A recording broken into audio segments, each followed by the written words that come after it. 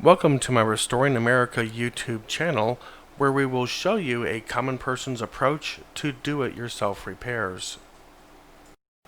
I will start off my series with a 2004 Buick LeSabre Limited with a V6 3800cc.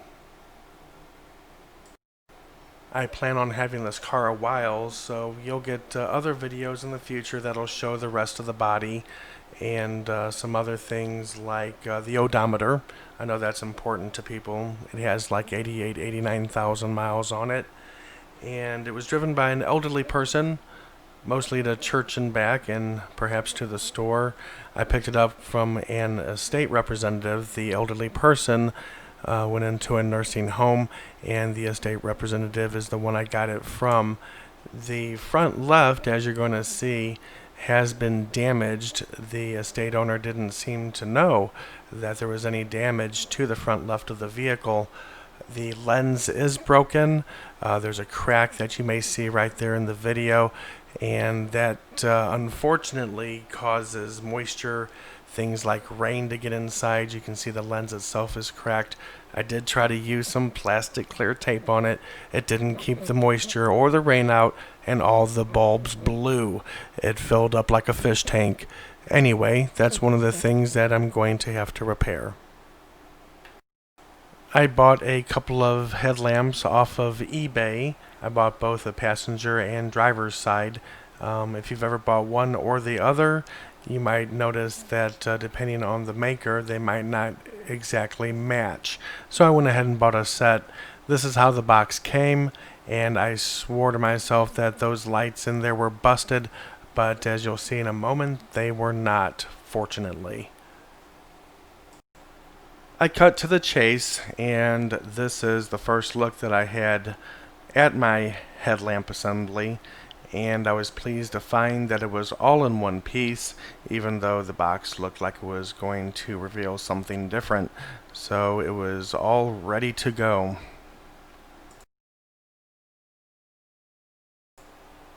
In this view, under the hood of the Buick, we can see the driver's side headlight assembly. I have the daytime running lamp socket circled, which also acts as a high beam at night with a higher voltage. Turn the socket counterclockwise until it stops, and then pull straight out to remove it. I wanted to take the opportunity at this point to mention that there are two 10mm bolts holding the headlamp assembly on. I just pointed to one, and I thought it would be nice to point out the 10mm on my socket, but that didn't show up very well. And I'm going to point to the second 10mm bolt, which is actually the shorter of the two. I kind of did a bad job there because it's hard to get to from where I was standing, but my assistant cleverly put her finger right where the 10mm bolt is. I'm just quickly breaking the bolts free, and since I can get to it, I'll go ahead and remove that headlight socket, which will also contain the headlight. And again, you just turn it counterclockwise until it stops and pull it straight out. As always, it's best to wear gloves when you are working with your motor vehicles.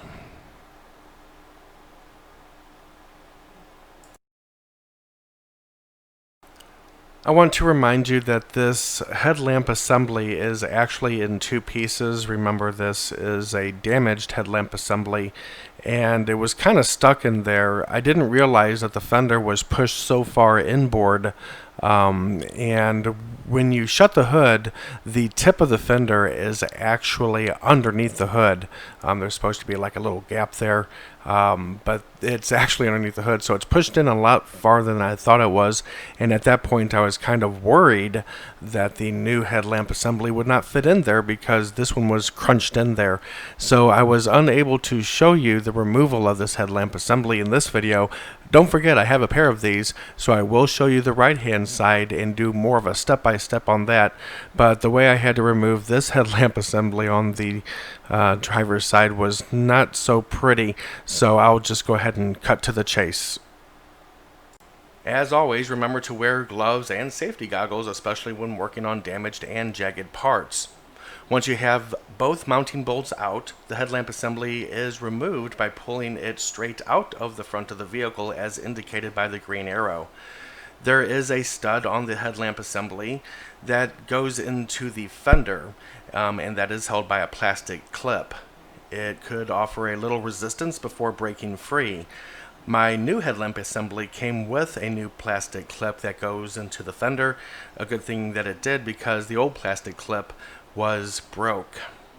Don't forget the other lights are still connected to the wires or harness and will have to be removed before the headlamp assembly will be free. Pulling out the headlamp assembly slightly will allow you to get to the lights and free the headlamp assembly from the vehicle. Now that the headlamp assembly is removed from the vehicle, you can kind of see why it was a pain to get out. The upper portion of that plastic and rubber seal was pushed upwards into the fender, and I had to kind of try to push that back down and pull out at the same time, which is not the normal way to remove a headlamp assembly. Anyway, there was grass inside of there. It was smashed up against it inside of the fender. There's grass inside of the fender. Have no idea where that came from, but of course it is a damaged headlamp, and that might have maybe something to do with it. I have no idea. Funny little thing happened on the way to fixing my headlamp assembly. I noticed that my front-facing bumper-mounted left-hand turn signal was out, and I decided to replace that. I reached down the cavity where my headlamp assembly was, and I felt for it, and I gave it a counterclockwise turn until it stopped, and I pulled it straight out, and water came rushing out. You can see the water on the bulb there. It's dripping off of it, and I've never really seen that before out of a seemingly sound, looks like it's undamaged lens,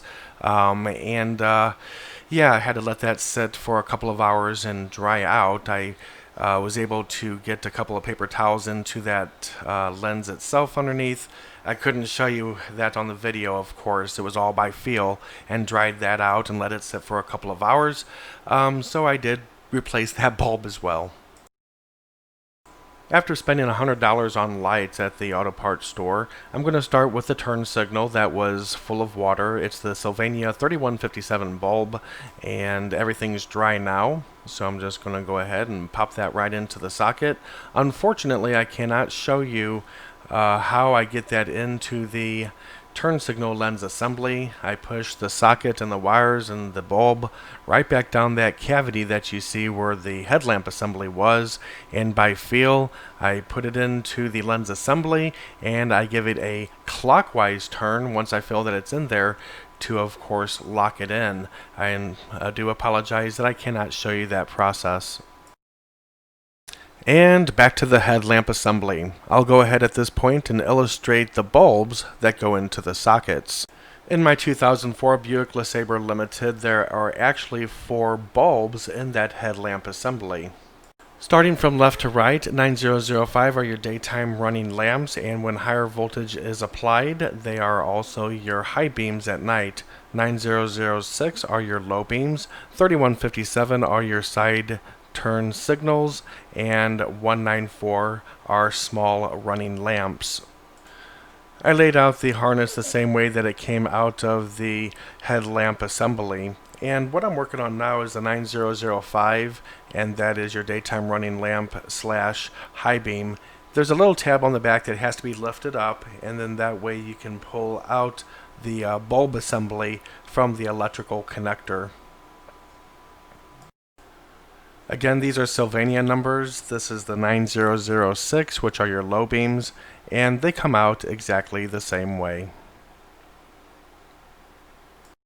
The turn signal, which is Sylvania's 3157, pulls straight out by holding on to the bulb and socket, as does Sylvania's 194 running light.